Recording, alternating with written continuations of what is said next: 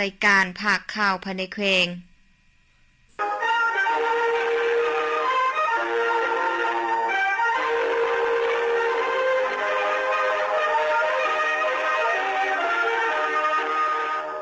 ฟังที่เคารพตัวไปจะให้บรรทานมาฟังข่าวภายในแขวงที่มีหัวข้อข่าวพรมเนื้อในดังตัวไปนี้กองบัญชาการท่านเมืองบุญไทยเผยแพร่เสื่อมซึมมติกองประชุมใหญ่ขั้นต่างๆเพื่อสร้างความเป็นเอกภาพทางด้านทัศนะแนวคิดและการกระทำภายในกำลังประกอบอาวุธทางเป็นการหันเอาเนื้อในจิตใจของพรรคไปสู่การปฏิบัติตัวจริงยังมีผลสำเร็จในวันที่21พฤษภาคม2020นี้ที่สโมสรกองบัญชาการทหารเมืองบุญไทยได้จัดกองประชุมเผยแพร่เสื่อมซึมและพันขยายมติกองประชุมใหญ่ผู้แทนทั่วประเทศครั้งที่12ของพรรคมติกองประชุมใหญ่ครั้งที่12ขององค์คณะพรรคแขวงและมติกองประชุมใหญ่ครั้งที่6ขององค์คณะพรรคกระทรวงป้องกันประเทศโดยการให้เกียรติประธานและเผยแพร่เอกสารโดยสหายผลจัตวาเสียงเพลงวรวงศ์กรรมการพรรคแขวงเลขาคณะพรรคหัวหน้าการเมืองกองบัญชาการทหารแขวงพงศาลีมีสหายพันโทพรสานสุขคณะพรรคกองบัญชาการทหารแขวงหัวหน้าแผนกจัดตั้งพรรคห้องการเมืองและสหายพันโททองดีพรหมปัญญากรรมการประจำพรรคเมืองห้องเลขาพรรคฮักทานหัวหน้าการเมืองกองบัญชาการทหารเมืองบุญไต้พร้อมโดยคณะพรรคคณะบัญชาพนักงานนักรบเข้าร่วมในกองประชุมผู้เข้าร่วมได้เชื่อมซึมบรรดาเอกสารและมติอันมีความหมายยุทธศาสตร์ประวัติศาสตร์ซึ่งประกอบมีมติของประชุมใหญ่ผู้แทนทั่วประเทศครั้งที่12ของพรรคซึ่งเป็นเหตุการณ์การเมืองอันสำคัญอย่างยิ่งดำเนินไปใต้คำขวัญยกสูงบทบาทการนำพาที่เข้มแข็งของพรรคตั้งหน้าสร้างเศรษฐกิจเอกราชเป็นเจ้าตนเองสืบต่อบูรณะระบอบประชาธิปไตยประชาชนให้หนักแน่นเก้าขึ้นสู่สังคมนิยมกองประชุมได้รับรองเอาโครงการการเมืองของพรรคฉบับเลขที่3เพื่อสืบต่อยึดมั่นแนวทางเปลี่ยนแปลงใหม่รอบด้านยังมีหลักการและเข้าสู่ลงลึกมติกองประชุมใหญ่ครั้งที่12ขององค์คณะพรรคแขวงพงศาลีพันขยายตามคำสั่งแนะนำฉบับเลขที่183คจพลงวันที่22ตุลาคม2025ว่าด้วยการจัดตั้งเสริมสิมและมติตกลงฉบับเลขที่1055คพคลงวันที่28ตุลาคม2025ว่าด้วยการแต่งตั้งคณะผิดชอบชี้นำการเผยแพร่เพื่อสร้างความเข้มแข็งและเสริมขยายสิทธิเป็นเจ้าให้แก่ท้องถิ่นฮักฐานให้หลายขึ้นมติกองประชุมใหญ่ผู้แทนสมาชิกพรรคครั้งที่6ของคณะพรรคกระทรวงป้องกันประเทศดำเนินไปใต้คำขวัญยกสูงบทบาทการนำพาที่เข้มแข็งของคณะพรรคทุกขั้นตั้งหน้าปรับปรุงก่อสร้างกองทัพประชาชน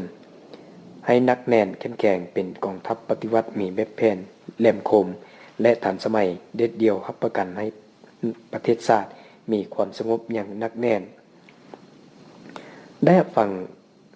รับรองเอาคณะบริหารงานพรรคกระทรวงป้องกันประเทศสมัยที่6ตามมติตกลงฉบับเลขที่809คลสพอย่างสมบูรณ์ในโอกาสที่มีความหมายสำคัญนี้สหายผลจัตวาเจียงเพ็งบัวละวงศ์ประธานกองประชุมได้เน้นหนักและเรียกร้องให้คณะพรรคคณะบัญชาตลอดฮอดพนักงานนักรบทุกสหายจงยกสูงความรับผิดชอบทางด้านการเมืองกำแน่นเนื้อในจิตใจมติกองประชุมใหญ่แล้วนำไปพันขยายเข้าในกันหน้าที่วิสาเฉพาะของตนยังปฏิรูปเพื่อปกปักรักษาเขตน้ำเด่นดินและความสงบสุขของพ่อแม่ประชาชนให้มั่นคงถาวรพระนักสาธารณสุขแขวงพงศาลีลงติดตามและสุกยุเวียกงานรอบด้านอยู่ห้องการสาธารณสุขเมืองบุญเหนือในตอนเช้าวันที่12พฤษภาคม2026นี้ที่สโมสรห้องประชุมห้องการสาธารณสุขเมืองบุญเหนือแขวงพงศาลีได้จัดกองประชุมติดตามและสุกยุเวียกงานรอบด้านโดยการลงเคลื่อนไหวของทีมงานแผนกสาธารณสุขแขวงนำโดยท่านดร.สายนุภาพสุจันทร์กรรมการพรรคแขวง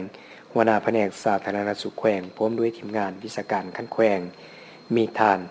หัวหน้าห้องการคณะนำพนักงานวิชาการจากห้องการสาธารณสุขเมืองบุญเหนือตลอดฮอดผู้ต่างนาจากภาคส่วนที่เกี่ยวข้องเข้าร่วมอย่างพร้อมเพรียงกองประชุมคณะจัดตั้งได้ขึ้นกล่าวจุดประสงค์โดยได้ยกให้เห็นว่า การลงขึ้นไว้ติดตามในครั้งนี้แมนอิงใส่แจ้งการของแผนกสาธารณสุขแขวงว่าด้วยการสุกยุงให้ของการสาธารณสุขเมืองกักเกี่ยมบทรายงานการจัดตั้งปฏิบัติเวียกงานรอบด้านประจำปี 2025 และ3เดือนต้นปี 2026 ทั้งนี้ก็เพื่อเป็นการเก็บกำข้อมูลวิเคราะห์และประเมินผลเพื่อกักเกี่ยมให้แก่การปรับปรุงแผนพัฒนาสาธารณสุขแขวงในปี 2026 2030 และแผนพัฒนาของเมืองบุญเหนือปี 2024-2029 ให้มีความสอดคล้องกลมเกี่ยวและถูกต้องกับแผนยุทธศาสตร์ที่กระทรวงสาธารณสุขวางออกในแต่ละระยะ จากนั้นท่านบุญใส่ปันอ่อน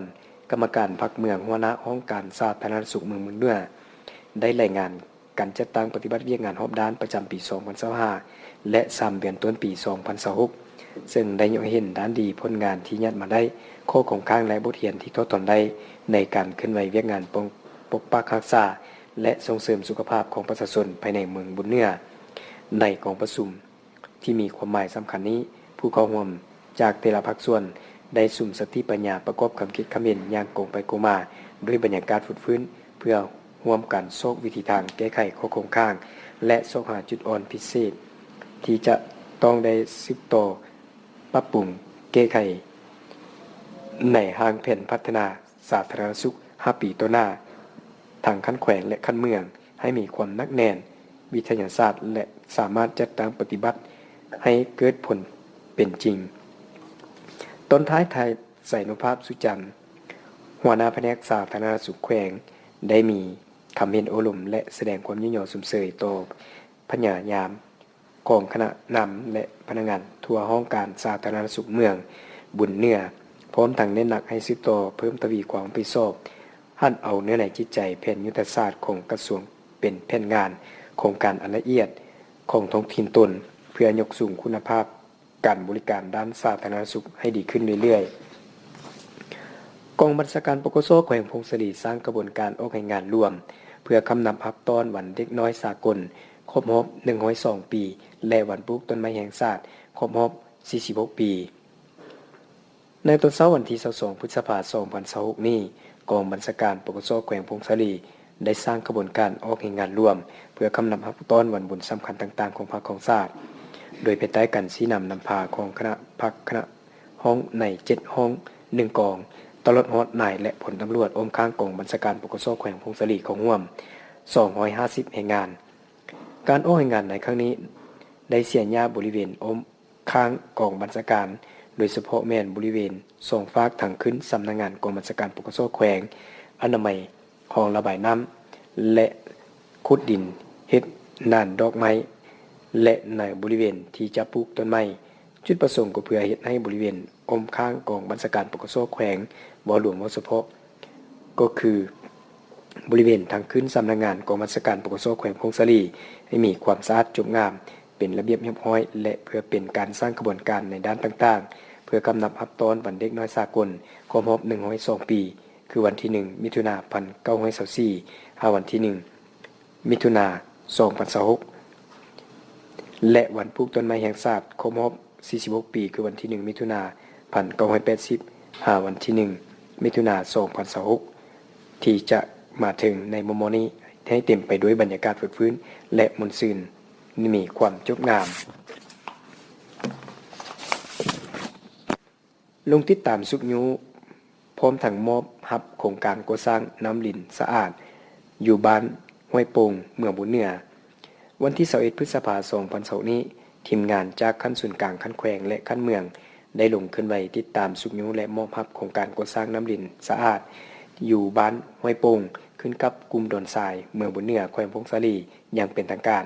โดยการเป็นประธานของท่านใส่ล่างคำพาสุขกรรมการประจำพรรคเมืองห้องประธานคณะกรรมการปกครองเมืองผู้ชี้นำโครงเขตวัฒนธรรมสังคมขั้นเมืองเข้าร่วมมีทานทีมงานจากขั้นศูนย์กลางขั้นแขวงและเมืองพร้อมด้วยประชาชนเข้าร่วมในพิธีคณะจัดตั้งได้กล่าวจุดประสงค์และระดับคัดหมายของการจัดพิธีมอบรับน้ำลิ้นในครั้งนี้จากนั้นผู้รับผิดชอบของการจากห้องการสาธารณสุขเมืองผ่านบทรายงานผลสำเร็จของการก่อสร้างน้ำลิ้นสะอาดโดยได้ยกเห็นถึงขั้นตอนการจัดตั้งปฏิบัติงบประมาณและมรรคผลของการก่อสร้าง ที่จะสามารถสนองน้ำสะอาดให้แก่ชุมชนได้สุมใช้อย่างทั่วถึงนั้นท่านได้ให้รู้ว่าบ้านห้วยโป่งเป็นบ้านหนึ่งที่ขึ้นกับกลุ่มบ้านดอนทรายเมืองบุญเหนือแขวงพงศาลีห่างจากเทศบาลเมืองประมาณ41กิโลเมตรมี1ส่วนเผ่าคืออาคามีประชากรทั้งหมด370คนหญิง187คน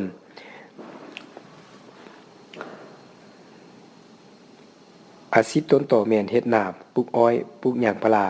มี62หลังคา88ครอบครัวโดยได้รับทุนช่วยเหลือในการก่อสร้างระบบน้ำลิ้นน้ำสะอาดชุมชนจากโครงการยูนิเซฟมูลค่าการก่อสร้างเป็นเงินดอลลาร์สหรัฐแม่น 11,493.47 ดอลลาร์โดยคิดรายเป็นเงินกีบ253ล้าน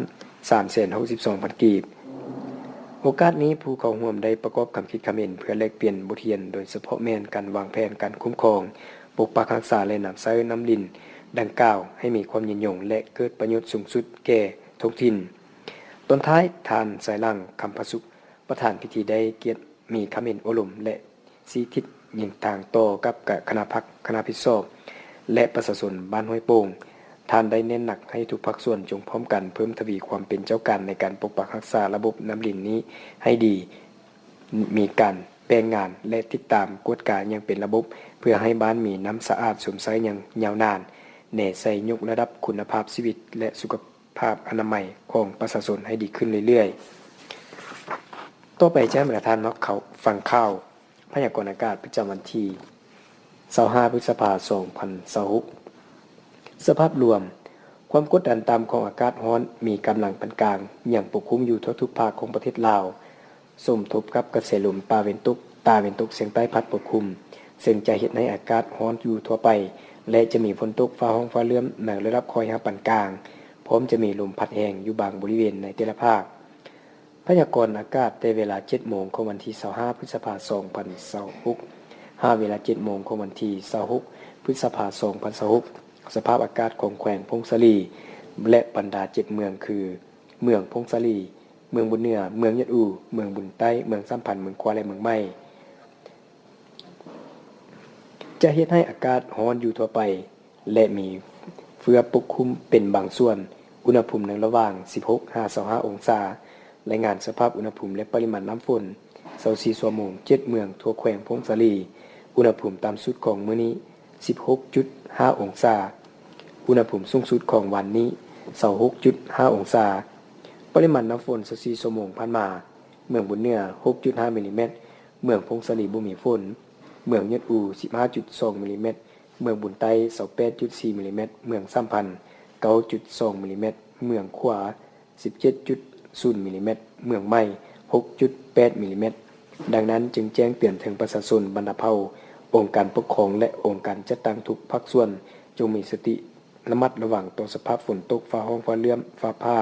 มักเห็บตกเห็ดและลมพัดแรงเป็นบางโอกาส